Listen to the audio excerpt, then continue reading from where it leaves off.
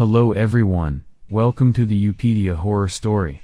Today, the story I will share is about a morgue, and it's quite terrifying. Let's begin. I work the night shift at a civil hospital, specifically in the morgue where all the bodies from the city, those who died in accidents or tragedies, are brought. Some time ago, there was a fire in a factory, resulting in several injuries and deaths among the workers. The hospital was in a state of emergency, and during that time, 2 bodies were brought to the morgue. These bodies were in terrible condition, making it difficult to identify them. When we saw these bodies, they were severely burned. One of them was identified as a woman, and her face had demonic symbols on it, suggesting involvement in black magic. It was the first time I had seen something like this, and it filled me with fear. I covered the bodies with a sheet and placed them in the body cabinet. After doing so, I left the morgue and sat at the counter. It was around 2 a.m., and as I sat there, suddenly, I heard the door of the morgue being banged, as if someone from inside was knocking. When I looked towards the door, the sound stopped. After a while, I heard the sound of the stretcher being pulled from the morgue. I informed a ward boy and went with him to check. When we entered, what I saw left me in shock. The drawer where I had placed the body of the woman was open, and her hand was hanging out.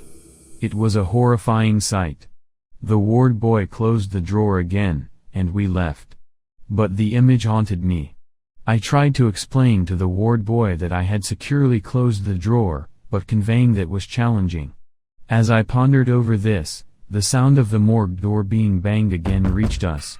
When I looked, I saw a hand coming out from the door. I had seen all this with my own eyes, and now I was convinced that there was someone inside. I immediately called all the staff and security guards, and we went to the morgue. When we arrived, there was no one inside, but a stretcher had fallen, and a foul smell permeated the entire room.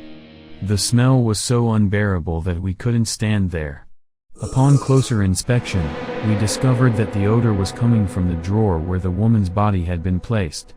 That night was filled with strange occurrences that had never happened before.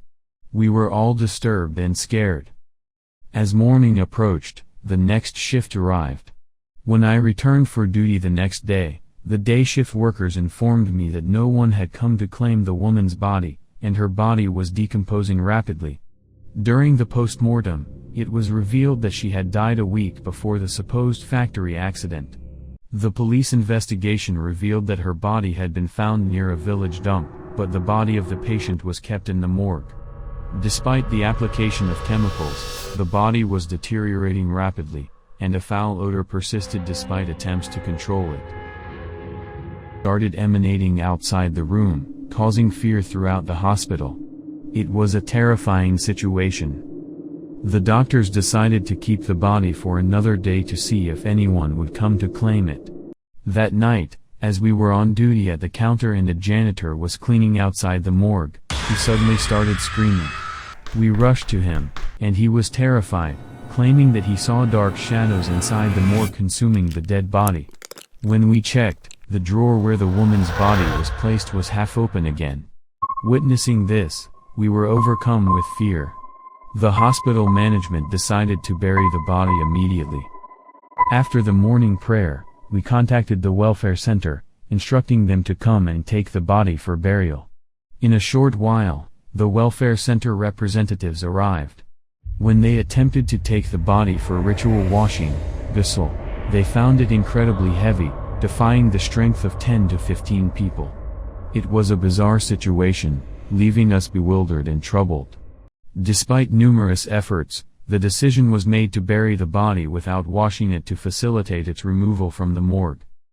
As soon as this decision was made, the body was lifted effortlessly, leaving us all astonished. The welfare center team took the body. We felt a bit relieved. However, later, the welfare center called and informed us that when they were about to take the body out of the vehicle for the funeral prayer, the body became heavy again, emitting an intense and unpleasant odor.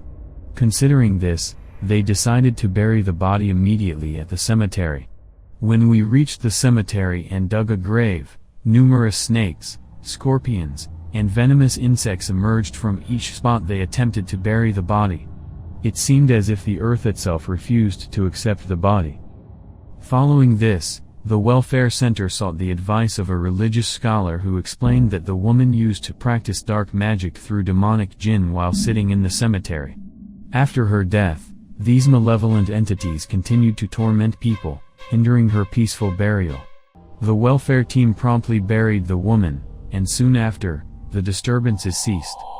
This was the grim fate of the woman who had engaged in dark practices, denied the proper funeral rites, and faced resistance from the very earth itself.